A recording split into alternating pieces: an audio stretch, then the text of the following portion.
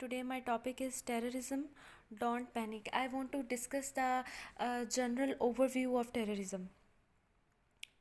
Who are the terrorists? Terrorists are the masters of mind control. They killed only people and live the terrifying effects on billions and shake the huge political structures, as we know. For example, in September 2001, terrorist attack killed the 50 people in European Union, and about 10 people in USA, and 7 people in China, and up to 25,000 people globally, include Iraq, Afghanistan, Pakistan, Nigeria, and Syria.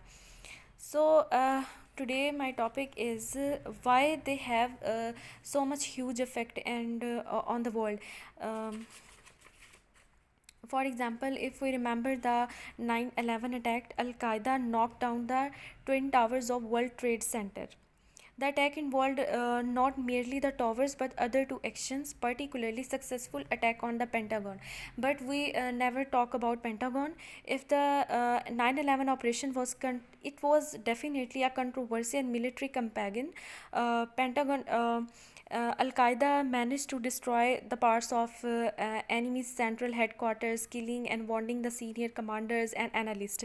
Why this is public memory given for more importance than the Pentagon's? It is because the Pentagon is a relatively flat and unassuming building, where the World Trade Center was the tall pellic totem, whose collapse made huge audio visible effects. If we want to combat the terrorism effectively, we must realize that nothing terrorists do can defeat us. We are only one who can defeat ourselves. If we overreact in a misguided way to the terrorism provocations, we will definitely destroy us. Um, it is just like the small coin in the big empty jar. That makes small coin in a big empty jar makes a lot of noise. It's a proverb. So most efficient answer to the terrorism must be good intelligence and clandestine actions. Yes, we can eradicate the terrorism by the good intelligence and action against the financing networks that feed the terrorism. Second, the media should keep the things in perspective and avoid hysteria. So, media theater of terror is successfully being created by media. So, because the reports on terrorism sells the newspaper better than reports on diabetes and air pollution. For example, I talked about 2011 terror attack. There was approximately 25,000 people killed worldwide, but I heard that 3.5 millions are killed by sugar, diabetes, but no one talk about this. Because the aim of terrorist is to create a huge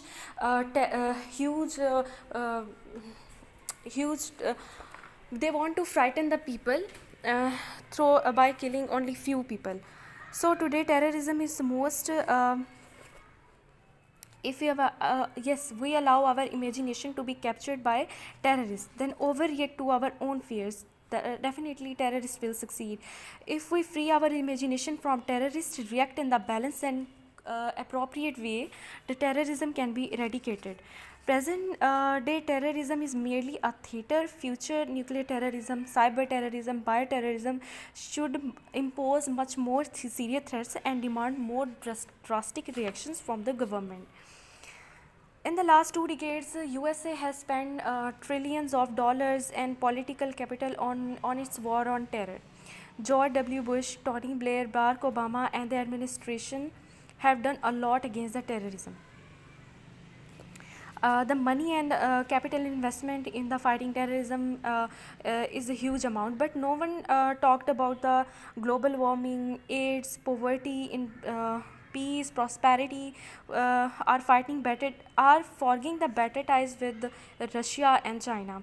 If the New York or London eventually sink under the rising Atlantic Ocean, or if the tension with the Russia erupts into new open fire, the people might will accuse the Obama of focusing near on the wrong front. There can be many aspects. Uh, now our edge is that we should control the nuclear terrorism. This cannot be number one item in the humanity's agenda. Yes, definitely it cannot be a